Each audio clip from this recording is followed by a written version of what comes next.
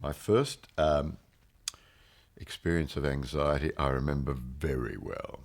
I actually probably had one a little bit earlier, but the one I really remember was where I'd gone to a friend's place after rehearsals. We'd just signed up for a year's contract of doing play every month. So it was a great contract, and I'd been rehearsing and gone off to a friend's place, and they rolled a joint with hashish, which I smoke a bit of marijuana, but I didn't smoke hashish much. And I had this joint and didn't know what had hit me. Just was so frightened and absolutely terrified. So I attempted to drive home, and then I got into bed. I felt so shocking. So I didn't touch marijuana or anything like that again for a long time, for 20 years. And 20 year later, I thought, oh, I can't hurt. I'll have one puff. And I immediately had another huge anxiety attack. But I'd had anxiety, from once that started, then I started having anxiety attacks.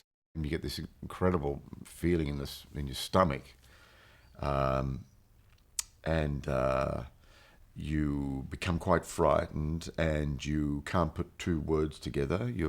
Because your ability to be articulate goes, and it's just horrifying. It's an awful feeling, absolutely awful. But there are other, people have other sort of symptoms too. People have heart palpitations, but it's extremely. It's like your life is in danger. Like your life is threatened. Um, that's an anxiety attack, a panic attack. But leading up to that, you'll have anxiety. You'll just have, and it's recognizing those early symptoms that stop you going into the panic attack. I didn't get depressed till um,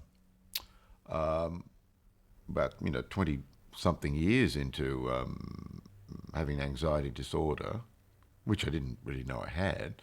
But that, for me, I tipped over into major depression. Everything went wrong with the TV show I was doing. Everything was going wrong. Just disaster after disaster. I went out with the channel executive and the executive producer and got blind drunk, which didn't help. That does not help. I obviously was diagnosed as having major depression, and they said with phobic anxiety. I think they said. And that didn't mean anything to me. So the depression was dealt with. I was put on antidepressants and things like that because the anxiety came straight back. I still didn't realise I had this thing called an anxiety disorder, and I really didn't realise it until Bronwyn Fox sent me a copy of her then book about anxiety and asked me to be a patron of the Anxiety Disorders Foundation of South Australia. And that was a real revelation. When I read the book, I realised what was wrong with me. So that was a start of the sort of healing process. I went and had cognitive behavioural therapy, and that was a real revelation. Cognitive behavioural therapy is a very practical therapy. It's not. There's a little bit of talking, not much. There's a little bit of talking just so they can find out what you tell yourself, why you're having anxiety and why you're having panic attacks. And then once they're onto that, then they just give you exercises.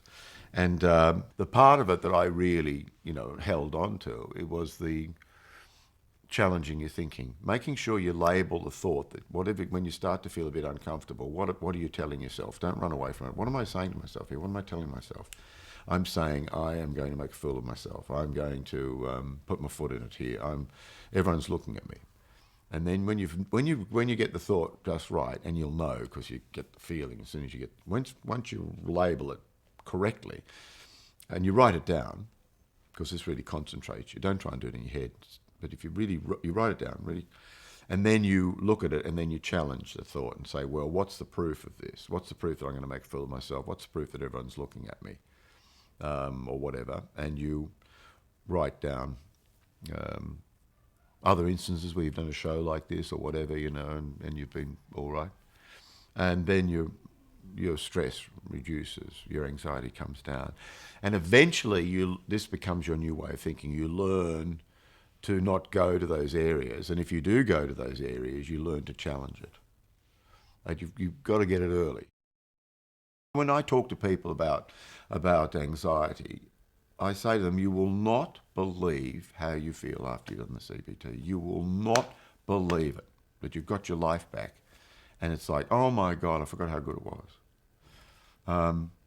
And it just requires a little bit of effort at the beginning, and that's a bit frightening.